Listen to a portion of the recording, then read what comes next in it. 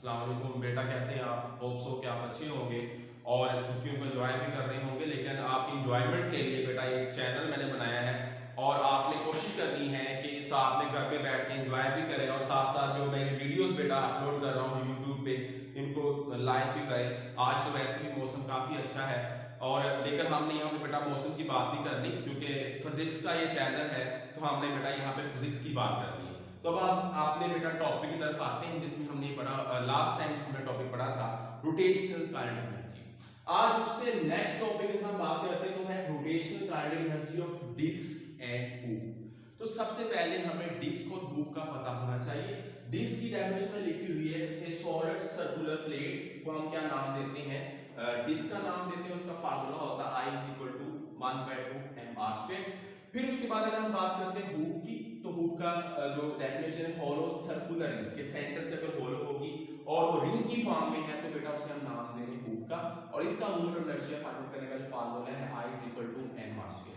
अब हमने ये देखना है कि अगर ये जब डिस्क या हूप बेटा मूव करती है तो इसमें दो तरह की मोशन होती है, एक ट्रांसलेशन होती है और एक होती है रोटेशनल।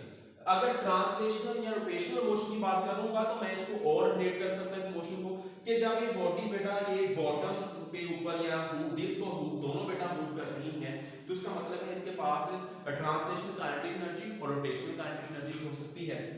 तो इसके लिए सबसे पहले हमने जो है हमने सपोज किया हुआ है कि आपके पास एक इंक्लाइंड प्लेन है, उससे आप एक जो है डिस्क और हूप को बेटा जो है साइमल्टेनियसली आप वहां से थ्रो कर रहे हैं और यहाँ पे फिर हमें ये देखना है कि उसमें जो डिस्क की जो काइनेटिक एनर्जी है उसका एक्सप्रेशन क्या होता है। तो हमें लास्ट टाइम हमने काइनेटिक एनर्जी फॉर रोटेशन वाला जो एक्सप्रेशन था वो बेटा जो था वो निकालना था। उसका जो फार्मूला था 1/2 I ω²।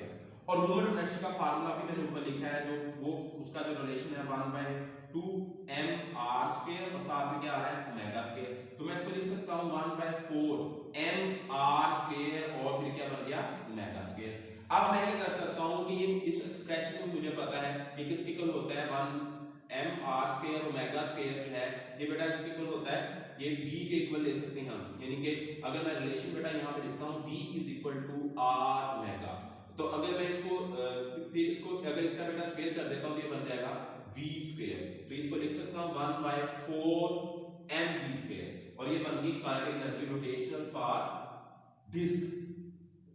ये बेटा हमने फाइंड कर ली। अब उसके बाद rotational kinetic energy of hoop. तो हूप के लिए अगेन रोटेशनल काइनेटिक एनर्जी के फार्मूले का हमें बेटा पता है, काइनेटिक एनर्जी रोटेशनल = 1/2 I ω²। और इसका अगर मोमेंट ऑफ इनर्शिया I का हमें पता है कि किसके होता है I = mr²। हूप का जो मोमेंट ऑफ इनर्शिया होता है तो यहां हम बेटा पे कर देंगे I की वैल्यू सब्स्टिट्यूट कर देंगे तो ये बन जाएगा mr² और साथ में क्या बन गया ω²। और फिर इसको बाद इसको मैं रिलेट कर सकता हूं आपस में m × r² ω²। और फिर इसी तरह से मुझे पता है कि v जो है, सिंस v जो है वो v = r ω के इक्वल है और अगर v² कर देता हूं तो ये बन जाएगा r² ω²। तो यहां पे बेटा काइनेटिक एनर्जी जो रोटेशनल है वो कुछ इस फॉर्म में बन जाएगी 1/2 mv²। ये हमारे पास किसकी रोटेशन काइनेटिक एनर्जी आ गई, हूप की। अब फिर इसके बाद speed of disc at bottom. अब यहाँ पे हमने ये यूज किया हुआ है कि हमारी जो बेटा सरफेस है, जो इंक्लाइंड प्लेन की सरफेस है वो फ्रिक्शनलेस है। तो अगर उसकी सरफेस जो है फ्रिक्शनलेस है तो इसका मतलब क्या है कि जब वो डिस्क और जो हूप है बेटा वो दोनों रोल डाउन करेंगी तो एनर्जी का कोई भी पार्ट जो होगा फ्रिक्शन को ओवरकम करने के लिए डेसिपेट नहीं होगा। यानी कि जितनी हम कह रहे हैं कि एक सर्टेन हाइट के ऊपर जब हमने उसे थ्रो करना भी स्टार्ट करना है वहां पे हाइट की वजह से उसके पास जो एनर्जी है वो बेटा पोटेंशियल एनर्जी है। जैसे जैसे वो नीचे आती जाएगी डिस्क और हूप तो फिर उनके पास कुछ ना कुछ एनर्जी जो होगी वही पोटेंशियल एनर्जी बेटा काइनेटिक एनर्जी में कन्वर्ट हो जाएगी। तो इस तरह से हम फिर ये कह सकते हैं कि according to law of conservation of energy कि उनके पास जब वो हाइट के ऊपर थी जो पोटेंशियल एनर्जी है हाइट के ऊपर वो किसके इक्वल है, काइनेटिक एनर्जी जो ट्रांसलेशन है बेटा उसके इक्वल है। और फिर उसके बाद नेक्स्ट जो काइनेटिक एनर्जी का कुछ पार्ट होगा जब वो नीचे आ रही होगी तो किसके इक्वल होगा, रोटेशनल मोशन के। ठीक है, अब यहाँ पे ट्रांसलेशनल मोशन की बेटा बात करें तो इसका फार्मूला हमने पढ़ा हुआ है 1/2 mv²। और अगर हम डिस्क निकाल रहे हैं तो इसका फार्मूला भी मैंने निकाला है 1/2 फिर इसके बाद अगर बेटा इसका एलसीएम ले लेंगे आप तो ये बन जाएगा 1, ठीक है, या 2 + 1 is equal to mv square ऐसे आ गया, और 3/4 mv स्क्वायर। और पोटेंशियल एनर्जी का जो फार्मूला होता है ये भी हमें पता है किसके इक्वल होती है, mgh के। तो यहाँ पे मैं क्या पुट कर देता हूँ, mgh। तो ये बेटा मैस इस मैस के साथ कैंसिल। अब मुझे किसकी वैल्यू निकालनी है, बेसिकली मैंने स्पीड निकालनी है। तो स्पीड की वैल्यू को निकालने के लिए मैं इस इक्वेशन को दोबारा से रीअरेंज करता हूँ, 4gh ओवर 3, ठीक है। और अगर मैं बेटा इसका स्क्वायर रूट ले लूंगा तो ये बन जाएगा v = 4gh ओवर 3। तो ये मेरे पास किसी एनर्जी आ गई है, speed of disc at bottom.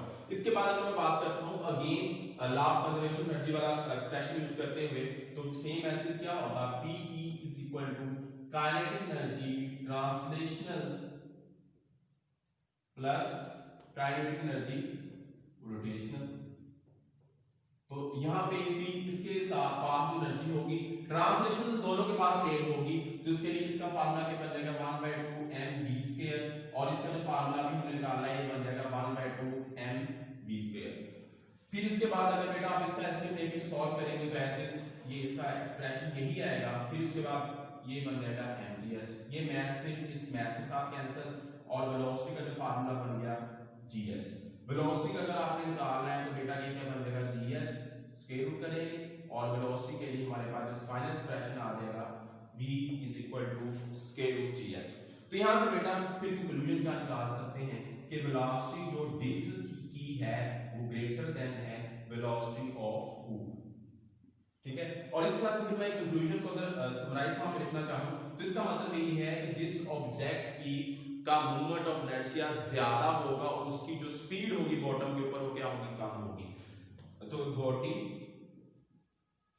Have smallest movement of inertia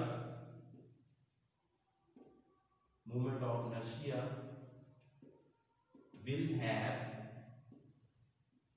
greater speed at bottom। तो इसका मतलब ये हुआ बेटा कि अगर हम बात कर रहे हैं कि अगर हम मूवमेंट ऑफ इनर्शिया या वेलोसिटी ऑफ एक्सप्रेशन जो लॉ ऑफ कंजर्वेशन मोमेंटम में हमने देखा था कि I inversely proportional to omega, कि जिस ऑब्जेक्ट का बेटा मूवमेंट ऑफ इनर्शिया ज्यादा होगा उसकी एंगुलर वेलोसिटी जो होगी वो क्या होगी, कम होगी। जिसकी एंगुलर वेलोसिटी ज्यादा है तो इसका मतलब क्या है, उसका मूवमेंट ऑफ इनर्शिया क्या होगा, कम होगा। तो यहां से भी हम रिलेट कर सकते हैं। दूसरे फाज में मैं यहां से अगर इसको रिलेट करना चाहूं, इसको इसी एक्सप्रेशन को अगर मैं दोबारा से यहां पे लिखना चाहूं तो यहां मैं कर सकता हूं I inversely proportional to 1/2 pi f। Omega की वैल्यू मैंने सब्स्टिट्यूट कर दी, I inversely proportional 1/2 pi f की जगह पर मैं 1/f = t, तो ये t नीचे आ गया, और I inversely proportional t over 2 pi over या t, बल्कि t जो होगा आपका क्या चला जाएगा, ऊपर चला जाएगा, t ओवर 2 पाई।